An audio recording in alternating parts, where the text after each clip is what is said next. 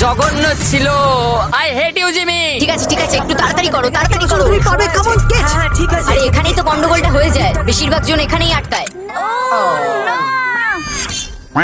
11 জন eliminate হয়ে গেল, তোমরা 34 জন বাকি রয়েছো। কনগ্রাটস। 3 নম্বর চ্যালেঞ্জের জন্য আমি চাই তোমরা দুজনের দল গঠন করো আর তোমাদের হাত একসাথে টেপ করো। খেয়াল করো তোমরা কাকে পার্টনার হিসেবে বাছছো।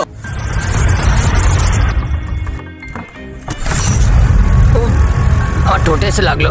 আমার ফ্যানেদের জন্য এটা আমি করবই। আমি বলতে চাইছি ভাই, আর একটা মুভ। পারবে, তুমি পারবে।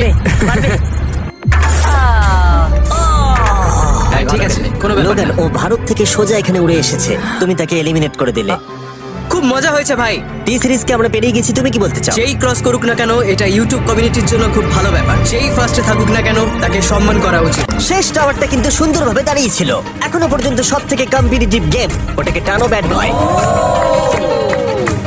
এই দুজন ইউটিউবার বাকিদের তুলনায় আরো 2 ঘন্টা বেশি সময় নিল। এটা পাগলামি।